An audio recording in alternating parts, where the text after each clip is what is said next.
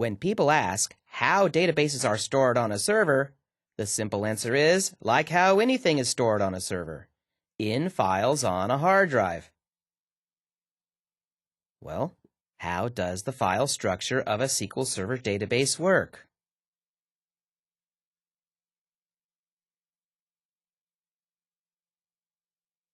Let's start off by taking this demo database and completely getting rid of it, to see exactly what our server looks like without the demo database. Now this database is gone. Let's look at our C drive in its current capacity. Now open up the Windows Explorer, right-click the C drive, get its properties. It looks like I've got 130 gigabytes free on my hard drive with the demo database gone. So what I'm going to do now is go to the hard drive, go to the Joes to Pros folder, and run reset script 2.0. Now this reset script will put the demo database back on my system, fully populated.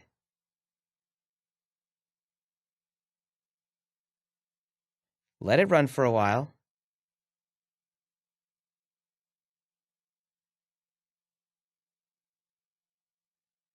Once it has completed its run successfully, refresh your databases just to make sure that the demo database is back. Go back to your hard drive. Remember, it had 130 gigabytes free. Now there's only 124 gigabytes free. So it looks like it's taking up about 6 gigabytes. But where and how? That's what we're going to explore.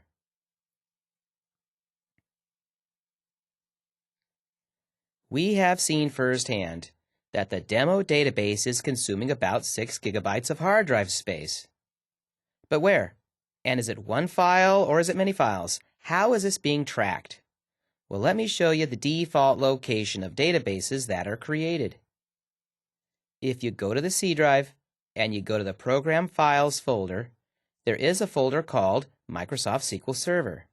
Expand that and go to the MSSQL11.MSSQL Server folder. Well, that's if you're using SQL 2012. If you're using SQL 2008, it will say MSSQL 10. Expand that and expand MSSQL and click the Data folder. Now, if you sort alphabetically, you will see demo files next to each other, demo.mdf and demo_log.ldf. Demo is taking up 5 gigabytes, and demo_log.ldf is taking up 1 gigabyte. Add those two numbers together, and it comes to 6 gigabytes.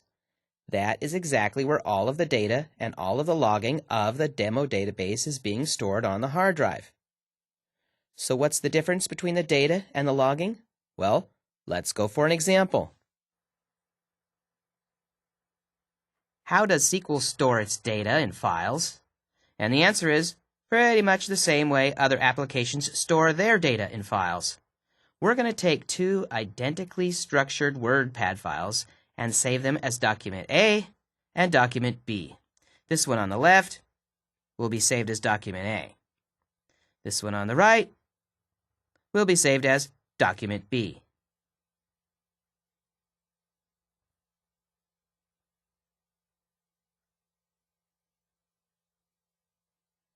Let's go to document A. We are now going to log some significant changes to document A that are we not going to do to document B. Let's start off by saying we are making changes. And let's select that, even change the font. Let's choose red, say OK. And let's, why don't we make more of these? Why don't we make it bigger? Let's copy and paste this many times. Okay, keep going.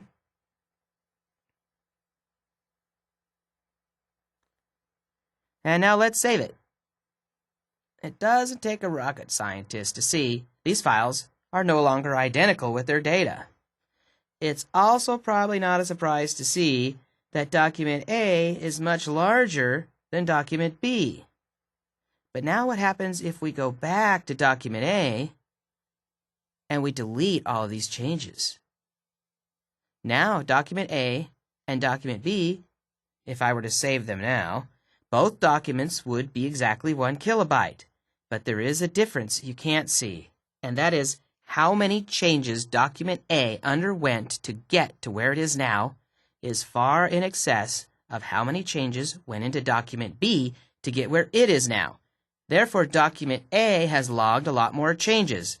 To kind of see what some of the changes are, if you were to go edit undo, and then you see all of these changes. If you do edit undo again, and again, and again, what you are doing is you are traversing through the log of all changes, and it is accessing memory to find all of those changes. Now, if you go to document B and you say undo, there's nothing to undo. This is all that was happening. No changes have been made to this file, document B, since it was saved. Therefore, the log tracks all the changes that got you to where you are. But the file just tracks the amount of data that's in the file at the current time.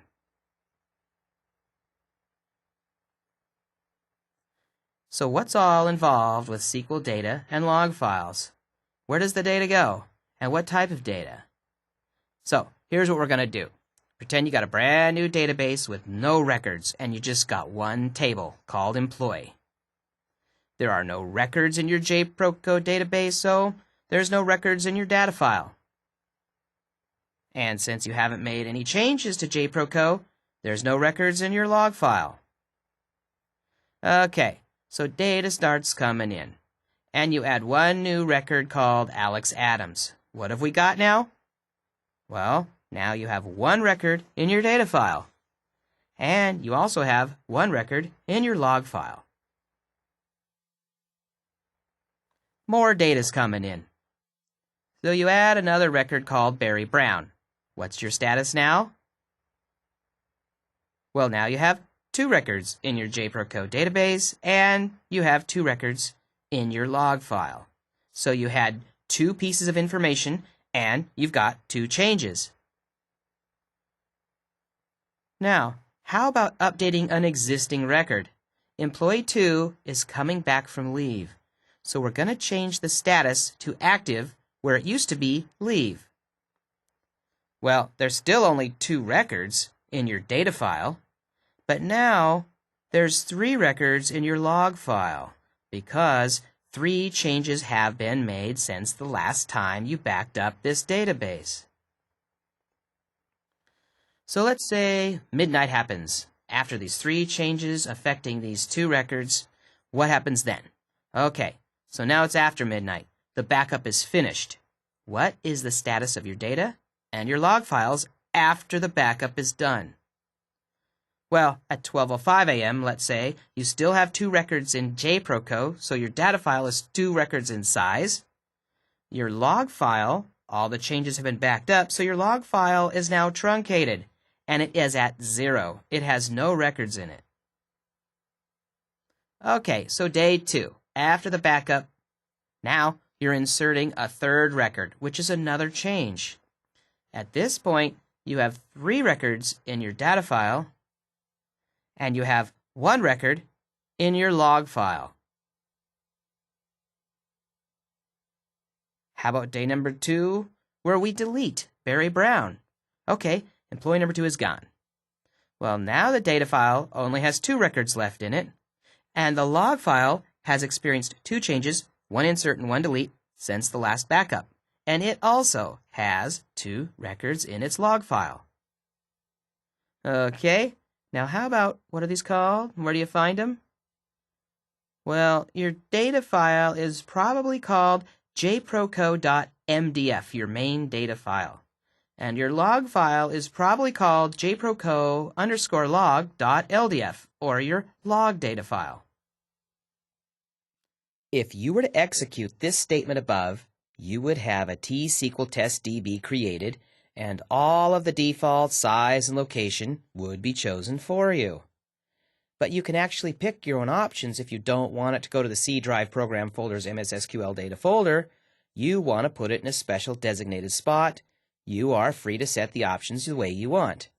Now, before we start this, let's go over to the C drive and make sure you have created your own SQL folder right on the root of the C drive. It's going to be very easy to find, and that's where we're going to put our MDF and our LDF for this new database.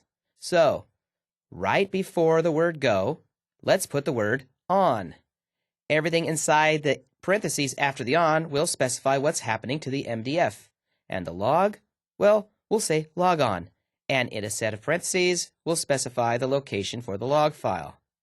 Let's start typing away at the data file by saying name is equal to T SQL test DB, and let's put the exact location of that in the file name, which is equal to C:\\SQL T SQL test DB dot MDF. And then we will say size is equal to 20 megabytes. Okay, so this is our MDF, and this will be our LDF. Let's say name is equal to T SQL test DB underscore log, and the file name is equal to the C:\\SQL T SQL test DB dot LDF. And we'll drop down one more line and say the size is equal to 5 megabytes. Now, how big do you make your log file and how big do you make your data file? Well, we're going to make it 20 megabytes because we predict we're going to hold about 20 megabytes worth of data. Even though it starts off empty, we want to be ready for it. As a rule of thumb, you usually make the log file about 1/4 the size of the database file.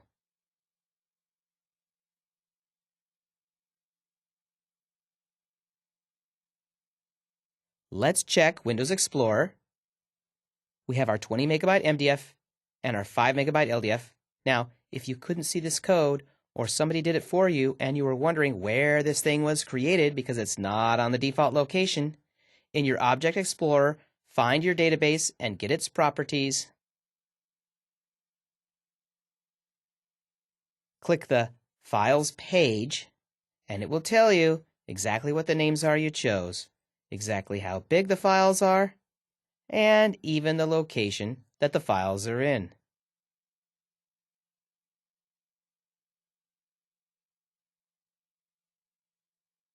See if you can predict how many records are in the following files.